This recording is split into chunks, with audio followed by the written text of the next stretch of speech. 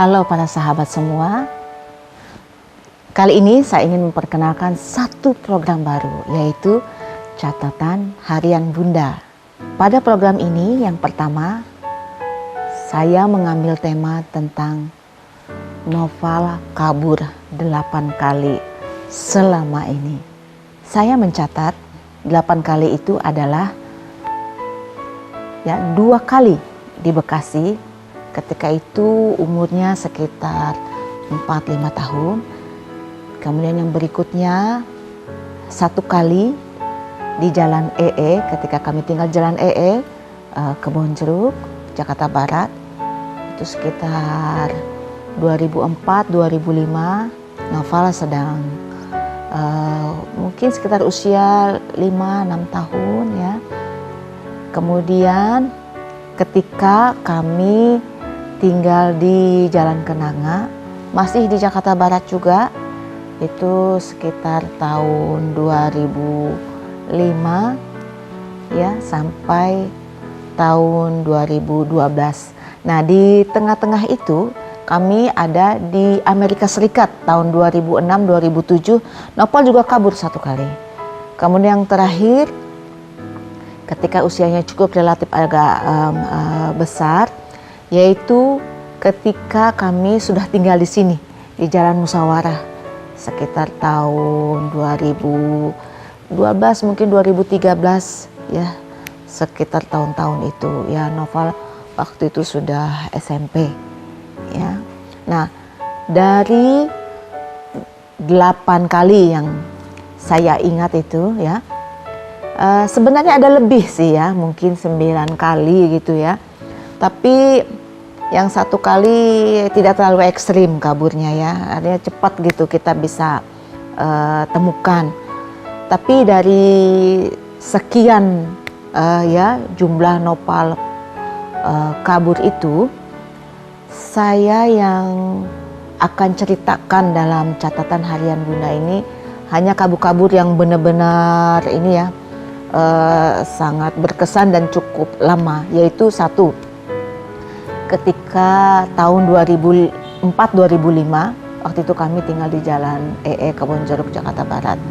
Nah, waktu itu kejadiannya adalah terjadi pada pagi hari. Novel masih pakai pampers, masih pakai baju tidurnya. Nah, suatu pagi ibu saya buka pagar, ingin belanja ke warung dekat rumah saya. Beliau pergi begitu saja dan tidak mengunci pintu pagar lagi. Rupanya Novel kecil bangun keluar melalui pagar yang tidak terkunci itu. Nah, saya ketika Novel tidak ada di rumah, saya mulai was-was. Saya pikir dia masih ada di sekitar rumah. Saya keliling sekian lama, tapi saya tidak menemukan Novel. Saya mulai cemas, Novel ada di mana? Kemudian saya memutuskan untuk melaporkan kehilangan Novel itu ke TK di mana Novel sekolah, yaitu TK Kartini. Ketika saya lapor ke kepala sekolah, ke guru-gurunya, kemudian mereka melakukan pengumuman di sekolah tentang anak hilang, yaitu Novel Fikri. Nah, kemudian karena tidak ada informasi yang memadai, ya, lalu saya memutuskan ya untuk datang ke musola-musola dan masjid yang ada di sekitar rumah saya, radiusnya di Kecamatan Kebonjeruk. Saya minta tolong kepada pihak musola agar mengumumkan mulai towak mereka itu tentang anak hilang dengan ciri-ciri Novel Fikri. Sekian lama ya diumumkan, tidak ada juga informasi balik tentang keberadaan Novel. Saya mulai makin cemas sahabat ya. Aduh, saya tidak berhenti-berhenti untuk keliling Ya, waktu itu ayahnya harus mengisi acara di Bogor. Waktu pagi, ayahnya masih belum menyadari bahwa Noval ini akan kabur cukup jauh. Ayahnya masih berpikir Noval mungkin masih dekat-dekat rumah, dan ayahnya berpikir saya bisa atasin. Nah, ketika pamit karena ada jemputan yang membawa ayahnya ke Bogor, saya masih waktu itu masih pagi sekali, masih belum berpikir bahwa Noval akan cukup lama perginya, kaburnya ya. Nah, ketika tadi saya kembali ke cerita yang tadi, ketika saya sudah mengumumkan ke musola, tidak ada informasi balik, hati saya makin gugup. Lalu saya berbisik dan berdoa dalam hati, Noval, Mama mencarimu. Noval, di mana kamu? Noval, kamu ada di mana? Jadi kemudian saya konsentrasi begitu dalam.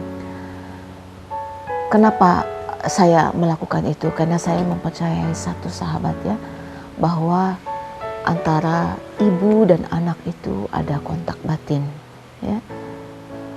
Dan saya percaya bahwa ya, yang Maha Kuasa, malaikat itu akan memberikan sinyal ya kepada seorang ibu yang sedang konsentrasi memikirkan anaknya. Nah, dengan keyakinan itu, saya terus-menerus membangun komunikasi dari hati. Kemudian orang-orang di sekitar rumah saya sampai jam 12 itu mulai mengerumuni rumah saya. Ya, rupanya mereka mulai menyadari bahwa ada anak hilang dan itu adalah anak saya. Mereka datang ke rumah saya dan kemudian menyarankan saya untuk datang ke orang pintar. Itu sekitar jam 12 memasuki jam 1. Saya agak terdiam ya, saya ini tidak pernah menggunakan orang pintar untuk apapun gitu. Jadi ide itu sebenarnya agak aneh buat saya. Tapi namanya usaha ya, saya dalam kondisi sangat tertekan, khawatir yang luar biasa. Tentu sebagai seorang ibu yang saya pikirkan saya harus melakukan apa saja. Kalau anak sekecil umur Noval tidak ada di area kawasan saya hanya berpikir satu saja, ini anak pasti sudah jauh sekali dari jangkauan Towak dan pasti sudah di luar kecamatan Kebonjeruk. Itu saja yang saya pikirkan, dan feeling saya mengatakan itu yang terjadi. Ketika saya mulai menyadari bahwa Noval sudah makin jauh pergi dari rumah, ya, menjelang siang itu saya kemudian menelpon Radio El Sinta untuk minta tolong disiarkan tentang anak hilang dengan ciri-ciri anak saya yaitu Noval Fikri. Nah, waktu itu saya masih ingat ya, El Sinta kemudian mengumumkan tentang hilangnya Noval di Radio El Sinta siang gitu ya. Nah, ketika seperti saya tadi katakan bahwa orang makin banyak berduyun datang ke rumah saya, tetangga-tetangga saya yang terdekat, kebetulan lingkungan saya itu agak padat ya di Jalan itu. Nah, lalu saya mengikuti saran dari mereka untuk datang ke orang pintar ya. Lalu saya memutuskan membawa foto Noval. Nah, kemudian waktu itu saya masih belum punya supir, jadi saya mengendarai sendiri kendaraan saya. Jadi beberapa tetangga saya ikut dalam mobil. Nah, kita mau menuju ke rumah orang pintar. Ketika saya dalam perjalanan ingin belok ke arah yang dituju, yaitu Kebayoran Lama, ke tempat orang pintar yang disarankan itu, saya itu dalam hati tiba-tiba terbetik bisikan gitu, agar saya belok ke kiri dulu, jangan belok ke kanan gitu. Karena kalau ke kanan saya Kebayoran Lama, ke kiri saya ke arah Palmerah, ya. Nah, di arah Palmerah dekat Universitas Widuri itu kan ada polsek ya, ada polsek, itu polisi ya, kantor polisi sektor. Nah, itu saya terpikir atau ada dorongan di dalam hati saya agar saya itu lapor dulu ke kantor polisi tentang anak hilang sebelum saya memutuskan untuk ke orang pintar itu. Jaraknya itu agak ekstrim, yang satu ke kanan, satu ke kiri. Jadi para penumpang bilang, kenapa ke kiri, kenapa nggak langsung aja ke kanan? Saya bilang, saya mau lapor polisi dulu. Saya ngikutin kata hati saya bahwa saya harus ke kiri dulu. Nah, ketika saya arah ke kiri, terus saya ke polsek itu, dekat Universitas Widuri itu, saya kemudian melewati penjagaan. Lalu saya ditanya oleh polisi yang paling depan, "Ibu ada perlu apa?" "Saya mau lapor anak hilang." Dan saya bawa fotonya. "Ibu siapa?" "Saya orang tuanya." Nah, lalu kata polisi yang di depan, "Oh ibu langsung saja bu, masuk bu, langsung aja ke dalam." Itu sudah sekitar jam 1 ya. Jadi sudah 6 jaman Noval itu hilang, pergi dari rumah. Ketika saya masuk ke dalam, saya kaget sekali. Noval itu berdiri di depan saya tanpa kata-kata. Memang Noval kan tidak terlalu bisa berkomunikasi ya. Pada usia-usia itu masih belum bisa berkomunikasi. Dia hanya bisa nunjuk-nunjuk, hanya bisa lihat-lihat. Jadi dia tuh dan tidak ekspresif. Dia hanya terbengong saja melihat saya. Dalam kondisi dia masih pakai baju tidur, masih pakai pampers, kakinya masih cekeran, ya nggak ada sepatu, nggak ada sendal waktu itu. Waduh, saya surprise sekali, saya begitu takjub, saya rasa seperti mimpi, ya melihat Noval gitu. Dalam hati saya, ya Allah, ya. Bagaimana Allah itu menunjukkan kepada saya ya dengan sebuah dorongan ya. Polisi itu tidak tahu harus mencari orang tua Noval kepada siapa, karena Noval tidak bisa ditanya. Ya, Noval kan tidak bisa berkomunikasi dengan baik, tidak bisa menceritakan siapa ibunya, siapa bapaknya, di mana dia tinggal, apa nomor telepon. Jadi polisi juga pasrah menerima Noval ada di polsek itu. Lalu para polisi itu menceritakan kepada saya bahwa mereka itu menerima Noval itu karena dapat dari ya polisi yang ada di daerah KS Tubun. Ya, arahnya itu menuju ke Tanah Abang, Selipi sana ya. Jadi saya tertegun gitu ya. Rupanya Noval itu diantar oleh seseorang ya yang melihat dia berlari-lari di pinggir jalan raya. Rupanya orang itu menyimpulkan ada sesuatu yang tidak beres dengan Noval, sehingga dia tangkap Noval, lalu dia bawa Noval ke polisi yang terdekat. Nah, polisi yang terdekat itu kemudian mengantarkan Noval ke kantor polisi yang tadi saya datangin. Jadi ceritanya begitu saja. Saya tidak tahu siapa pria yang telah menolong anak saya itu.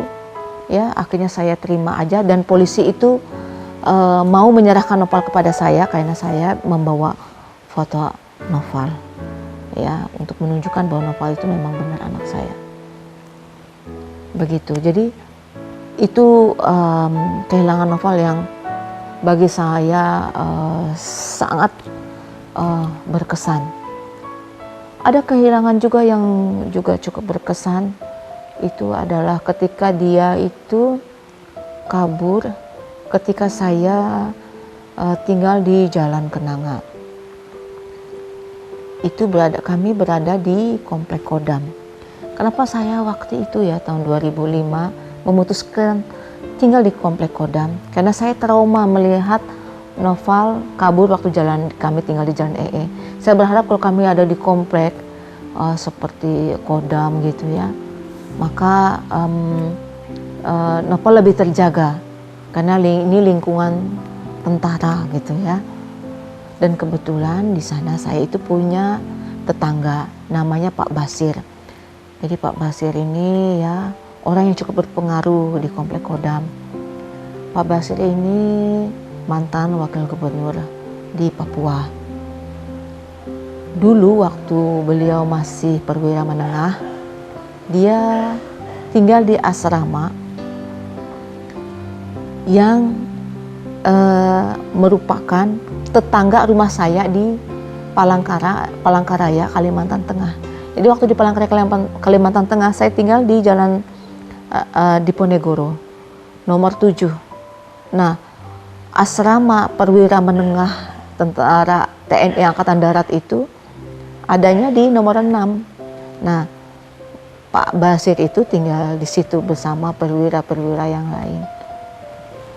Jadi saya kenal dengan beliau. Jadi saya memutuskan tinggal di Kodam itu salah satunya alasannya karena untuk menjaga Noval supaya dia itu agak jauh dari jalan raya. Kalau ada apa-apa, jadi dia untuk menjangkau jalan raya itu agak sulit begitu. Tetapi apa yang terjadi di Kodam itu ternyata dia kabur juga, ya. Dia kabur dengan cara melompat pagar rumah saya. Jadi dia itu rupanya melihat kakaknya Amel pergi keluar.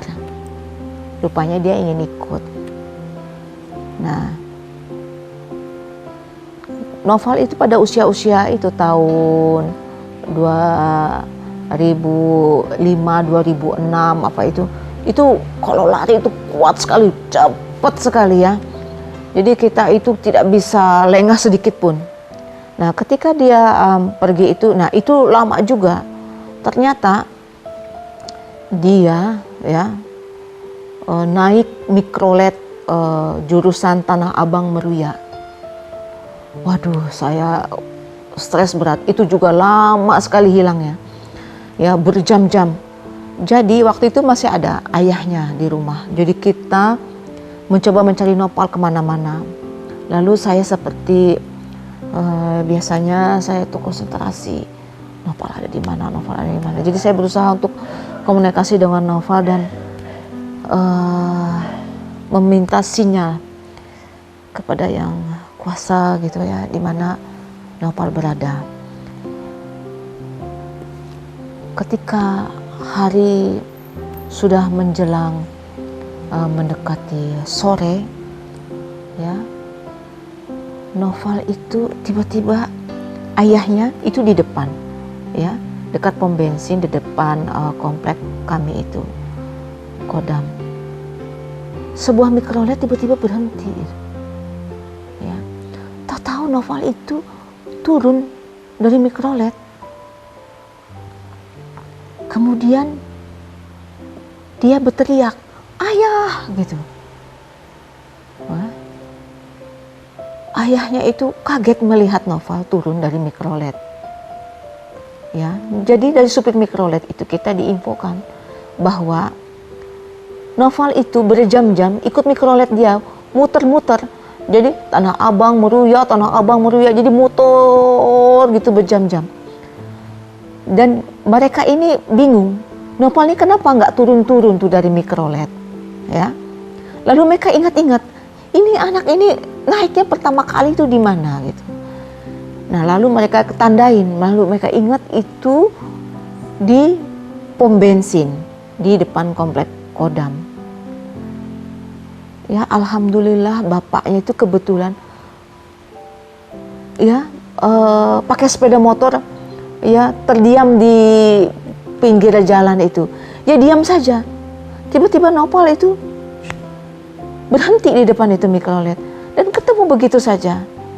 Ya itu semua ya kuasa Allah ya yang telah membantu kami untuk mengembalikan Nopal.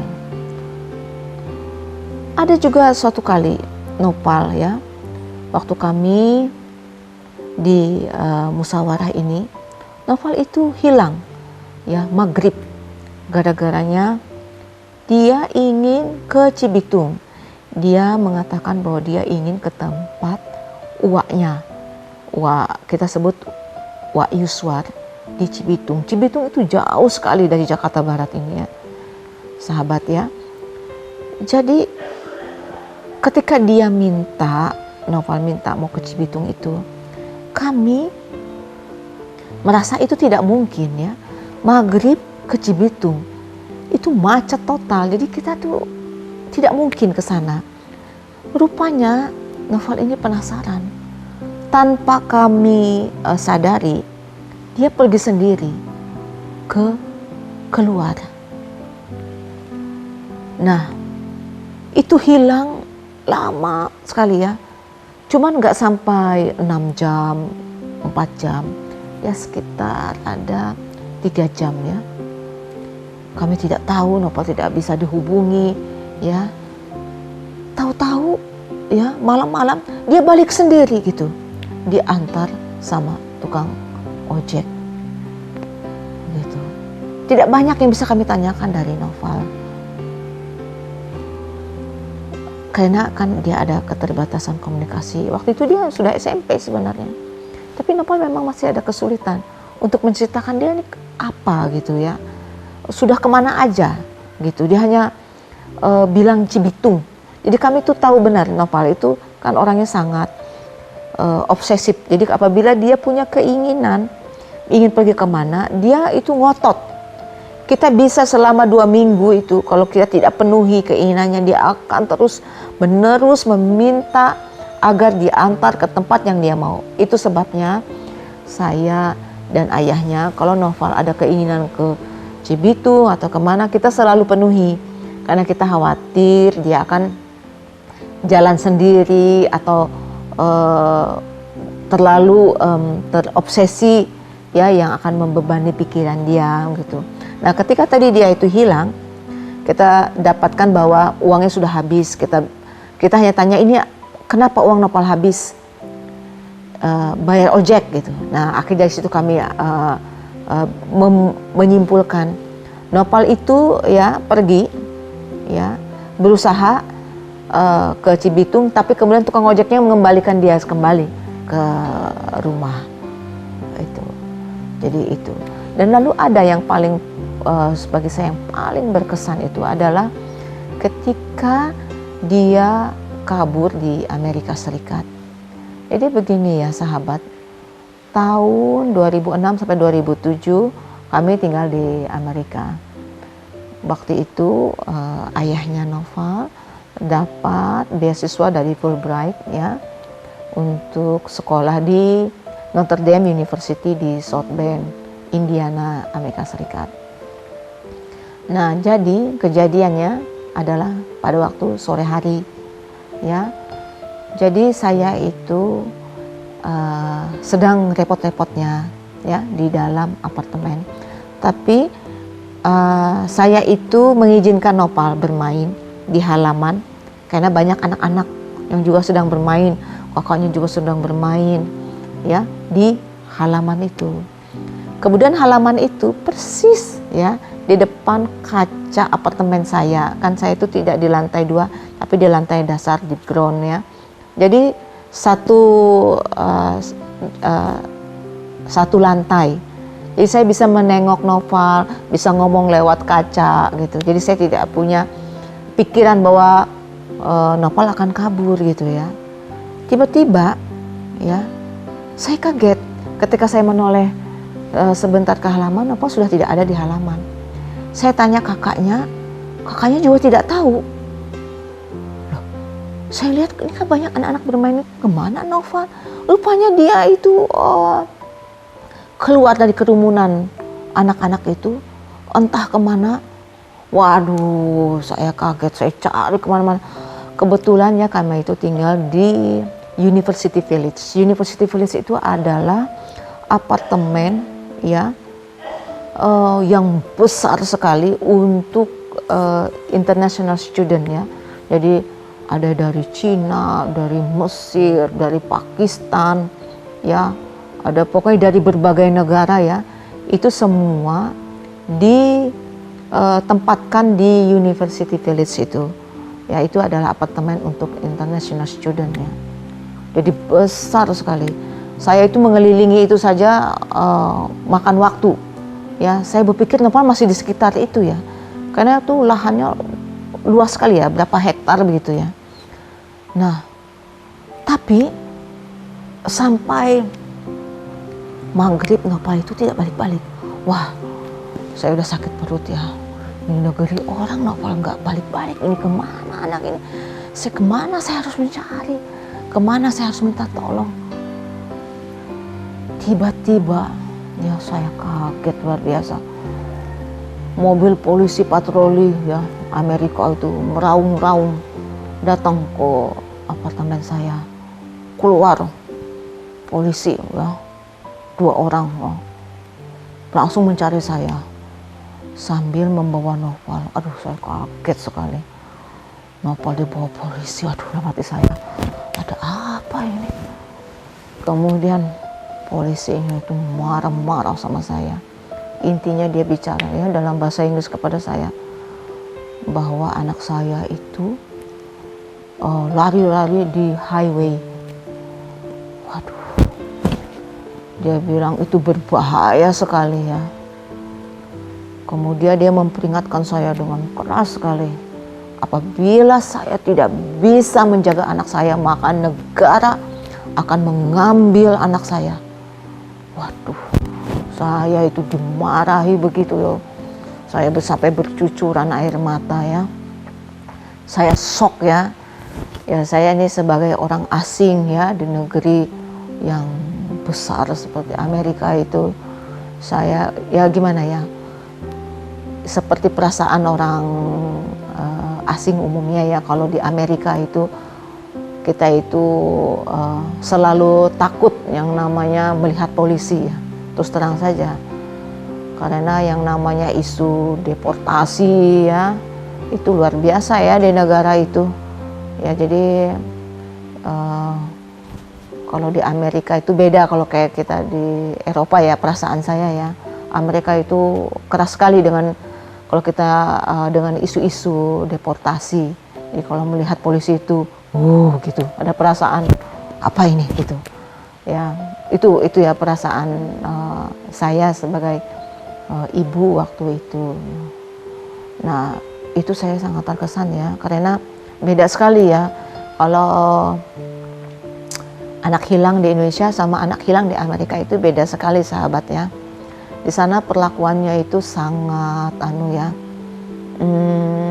mereka sangat strict gitu. Setelah anak saya itu hilang ya, maka pihak kampus itu diinfoin oleh pihak polisi. Jadi ya, pihak kampus itu langsung berkomunikasi sama kita bahwa mengkonfirmasi bahwa anak kita itu hilang. Dia ingin memastikan benarkah itu gitu. Berarti kan mereka dapat laporan ya. Dan mereka juga melaporkan itu ke pihak sekolah Noval berada. Jadi pihak sekolah Noval itu juga konfirmasi lagi ke kita. Jadi seru banget ini rasanya ya, saya itu merasa ya, waduh ini anak saya hilang semua orang tahu ya. Lalu Amel diinterogasi oleh pihak kepolisian di sekolah. baru makin seru lagi. Setelah itu ya, 2 polisi ya yang terkait dengan perlindungan anak itu datang ke rumah, ke apartemen maksud saya ya, itu menginterogasi saya dan suami. Ya, kita ditanya macam-macam terkait dengan kondisi Noval. Ya, saya kira intinya mereka itu ingin memastikan ya, apa sih yang terjadi dengan anak kita? Kok bisa anak seperti ini ada di jalan raya? Mungkin mereka ingin ingin melihat apakah ada problem kekerasan mungkin ya, atau hal-hal yang tidak patutan yang kami lakukan terhadap anak saya gitu. Dan mereka mencatat semua itu, dan itu membuat saya shock sekali, luar biasa. Karena di sana mereka mengatakan bahwa apabila saya tidak bisa mengurus anak saya, maka negara yang akan mengurusnya. Ya. Waduh, saya sedih sekali. Saya jadi teringat ya waktu saya di Indonesia. Noval ini kan beberapa kali hilang, dan 2 diantaranya memang berurusan juga dengan polisi, ya, polisi di Kebonjeruk, ya, tidak hanya yang di dekat tadi Universitas Widuri, juga kepolisian yang ada di Kecamatan Kebonjeruk. Dari sekian polisi itu yang saya berurusan, tidak pernah ada yang marah-marahin saya, gitu. Intinya itulah, nggak ada yang sampai begitu emosinya gitu, sampai memperingatkan saya dengan keras akan diambil negara. Jadi saya itu ya terus terang aja ya sahabat ya, shock luar biasa gitu. Artinya saya selama ini nggak pernah ya diperingatkan sebegitu keras oleh seorang polisi ya. Baru di negara Amerika inilah saya ya disemprot gitu ya, luar biasa ya. Tapi itu juga memberikan satu kesan kepada saya bahwa di Amerika itu memang negara itu sangat memperhatikan anak-anak di bawah umur. Jadi mereka sangat care, mereka sangat peduli, sehingga apalagi untuk anak-anak kebutuhan khusus mereka itu memberikan perhatian yang lebih. Nah, itu ya para sahabat, cerita saya mengenai Noval kabur 8 kali selama ini. Sebenarnya ada juga 1 kali ya yang nggak begitu saya catat sebagai kabur. Ya dia pergi aja dari pulang sekolah tanpa ngomong, tanpa mau menunggu orang yang menjemput, karena dia pulang lebih cepat. Lalu di sekolah sudah tidak ada, lalu Pak Sadri security ya dari BIM Bina Insan Mandiri itu juga tidak tahu Noval ada di mana. Saya cari-cari, ternyata Noval itu tidur-tiduran di tengah-tengah trotoar. Bisa ya sahabat bayangkan ya, itu nggak lama sih hilangnya ya. Cuman saya itu shocknya itu adalah Noval itu ya berebah ya di tengah-tengah trotoar itu. Jadi trotoarnya begini ya sahabatnya, kan di sebelahnya ada jalanan, di sebelah ada jalanan. Rupanya dia itu tidak berani nyebrang. Ya, dia sudah nyebrang ke tengah, lalu nyebrang lagi dia udah nggak bisa. Akhirnya dia memutuskan ya sudah, dia duduk aja di situ lalu dia berebah aja, serasa kayak di pantai begitu. Nah saya ibunya, kebetulan saya lagi nyari-nyari, tiba-tiba ya saya itu begitu saja menengok, saya kaget Noval ada di tengah-tengah trotoar itu. Lalu saya menjemput Noval itu bagaimana coba bayangin ya sahabat. Mobil saya itu ya saya hentikan di tengah-tengah itu ya. Pokoknya di tengah-tengah tanggung gitu. Saya kenapa melakukan itu? Karena saya ingin menahan supaya mobil di belakang ini jangan melewati saya gitu. Ya, supaya Noval itu bisa jangan lari-lari ya. Takut dia itu bereaksi lari atau apa. Jadi saya tahan saja. Sehingga mobil kemudian tertahan agak di tengah. Kemudian pintu saya buka, lalu Noval langsung saya tarik masuk begitu. Nah itu juga cukup berkesan buat saya ya ketika ketika itu. Ya demikian ya para sahabat ya, saya punya kisah tentang Noval yang kabur selama ini. Jadi salah satu hal kenapa Noval akhirnya berhenti kabur, karena ya kita ini suka sedikitnya agak